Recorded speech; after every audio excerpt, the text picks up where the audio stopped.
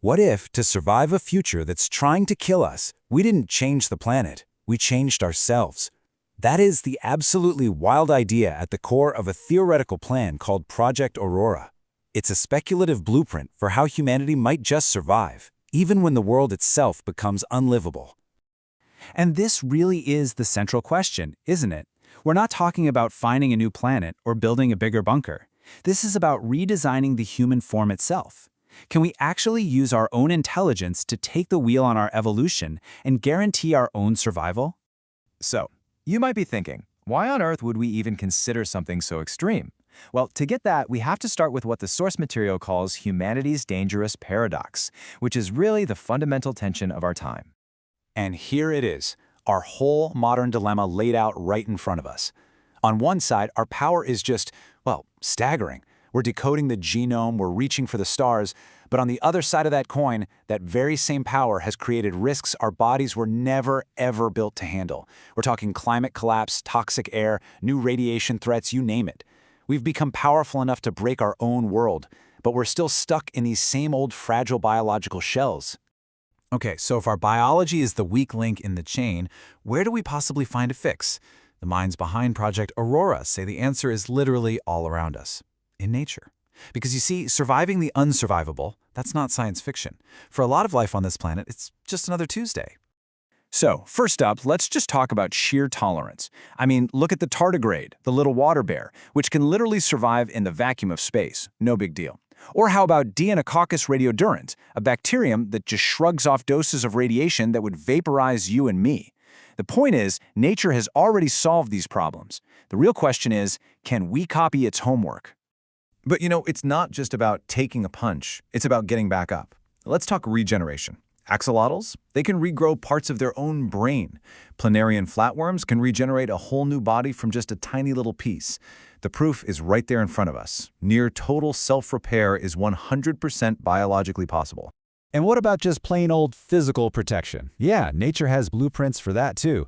From the incredible impact resistance of mother of pearl to spider silk that is, by weight, stronger than steel, biology has created materials that our own best engineers are still trying to catch up to. All right, so if nature gives us the blueprints for insane tolerance, for radical regeneration, and for biological armor, what happens if we try to combine them into a new human design?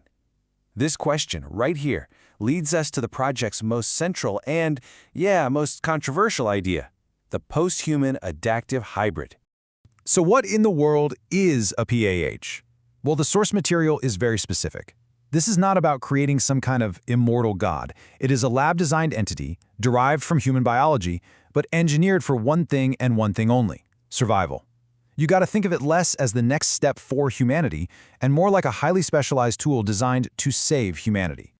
So how would this thing actually work? Well, the design is just this incredible mosaic of nature's greatest hits. To survive freezing solid, you'd borrow antifreeze proteins from polar fish. For deadly radiation, you'd integrate the super-powered DNA repair kits from bacteria like our friend Deinococcus. To withstand physical trauma, a bioceramic skeleton. See the pattern? For every deadly external threat, there's a brilliant, internal, nature-inspired solution. But look, engineering this super survivor is really only half the story. The why is just as important as the how. And that brings us to the AURORA protocol itself, a framework that basically forces us to completely rethink what survival even means. This one idea, right here, is the philosophical heart of the entire project. The goal isn't just to keep a biological species going. No, the goal is to make sure that our knowledge, our art, our ethics, our very consciousness survives. The body, in this view, is just the vessel carrying the precious cargo. So what do they mean by intelligence?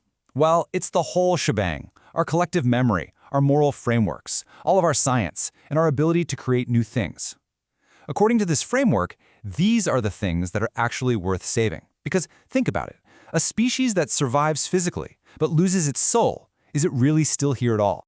And that makes the PH's role crystal clear. It isn't our replacement, it's a guardian of continuity, a kind of biological ark, if you will, built specifically to carry the light of human consciousness through a terrible storm and make sure it gets to the other side. Okay, so this is a completely mind-bending concept, but it's also just that, a concept. The authors are incredibly quick to point out the enormous, skyscraper-sized ethical and scientific mountains that stand in the way of this ever becoming real. What's really fascinating, though, is that the AURORA protocol builds its own ethical guardrails right into the plan. Rule number 1, non-replacement. These beings can never ever take our place. Rule 2, non-weaponization. Absolutely not. And Rule 3, reversibility. In this framework, you see, ethics aren't just an obstacle. They're considered a fundamental survival strategy in their own right. So let's be absolutely clear. This is pure theory. We are nowhere near this being possible. The ethical barriers alone are immense. Our understanding of genetics on this scale is just not there yet, and the risk of something going horribly, unpredictably wrong is astronomical. This is firmly in the realm of what if, not what's next. Which leaves us with this final, kind of haunting question from the source material. Is using our intelligence to direct our own evolution an act of rebellion against nature? Or is it actually the ultimate expression of nature's deepest, most fundamental rule, adapt or die? There's no easy answer, but it's a question we may all have to grapple with as we design our future.